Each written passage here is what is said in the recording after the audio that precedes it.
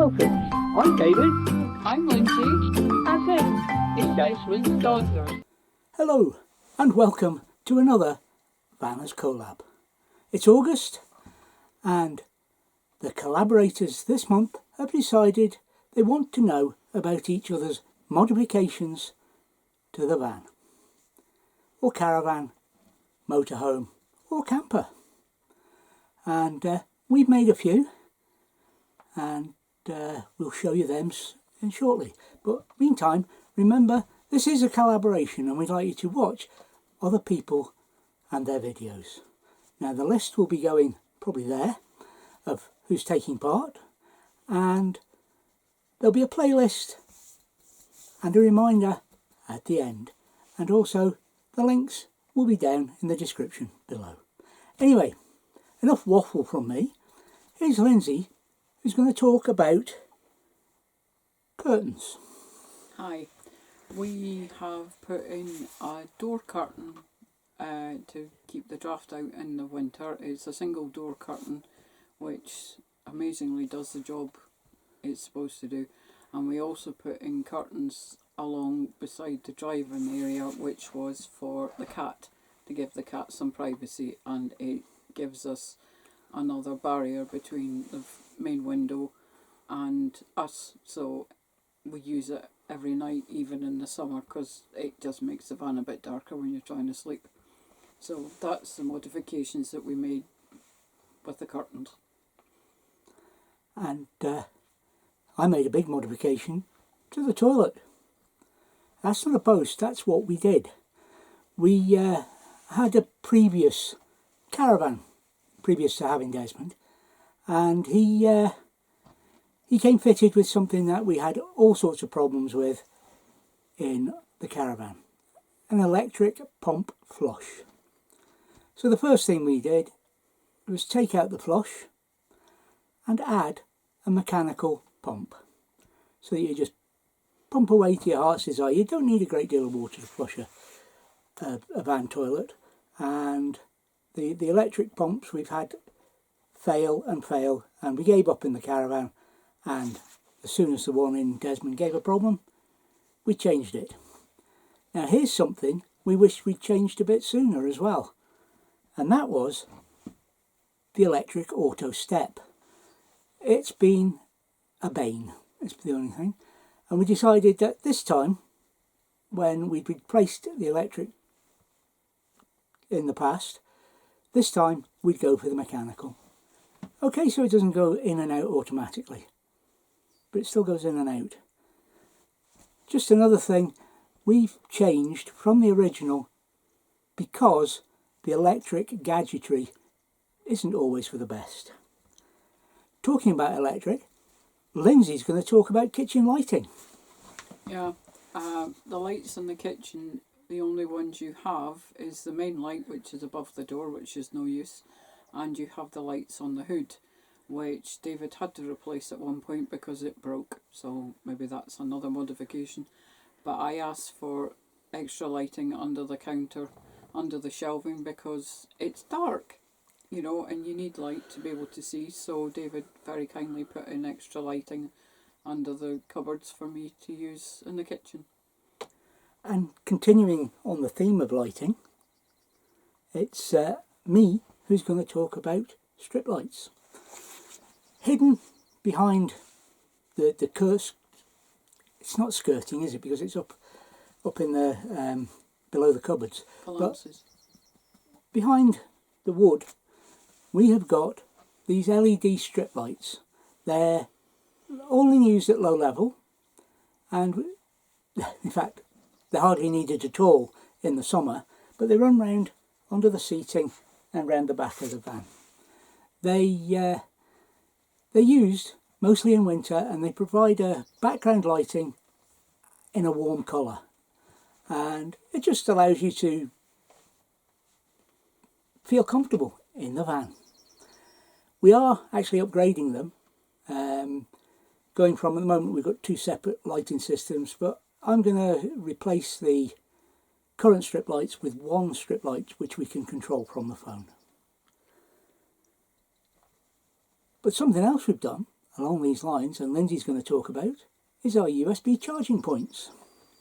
We have replaced 2 of the spotlights and put in USB portals for our phones and whatever else we need. There's one at the back of the van and there's one at the front, because when we replaced them they didn't have the fancy spotlights that they do now with the USB units integrated in them. So we have those and they work a treat for what we need.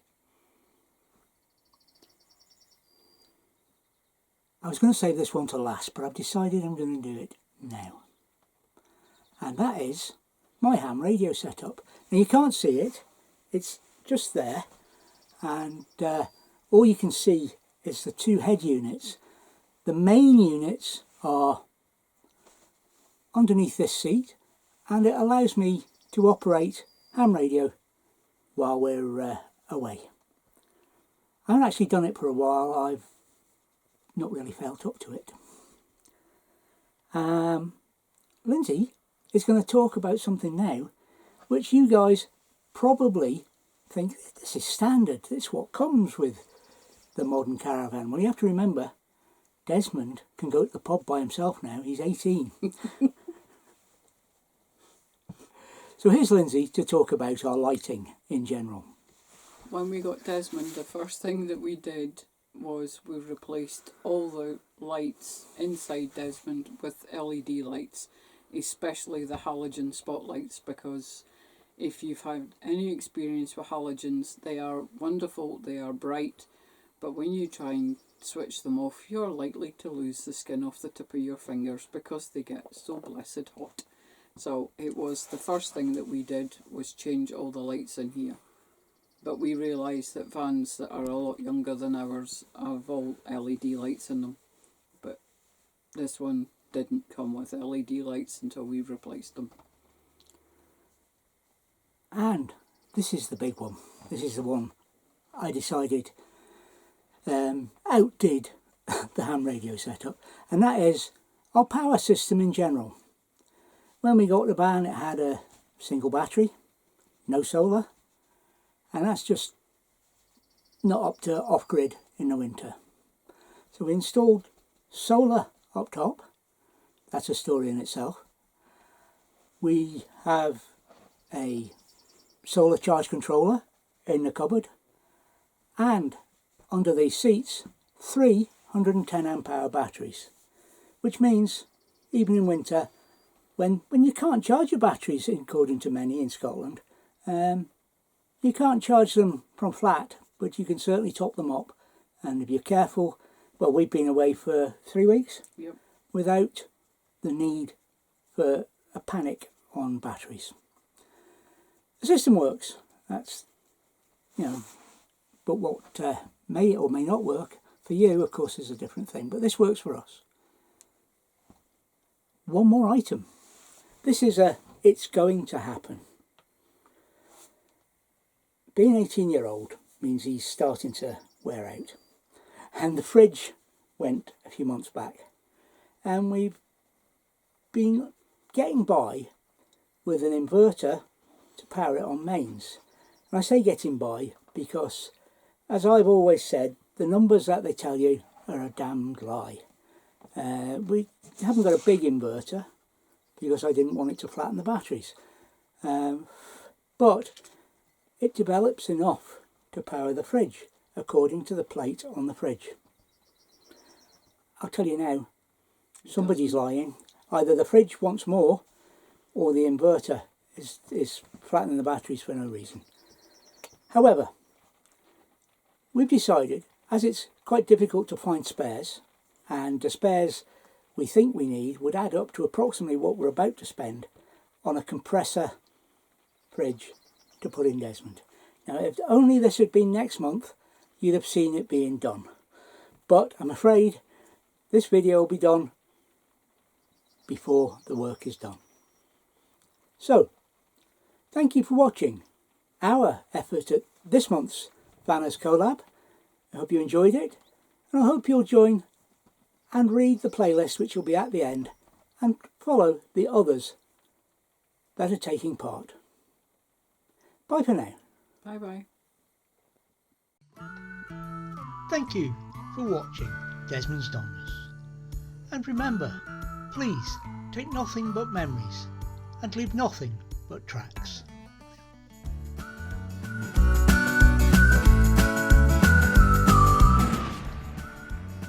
Please subscribe and ring the bell for notifications, and hopefully we'll see you next time.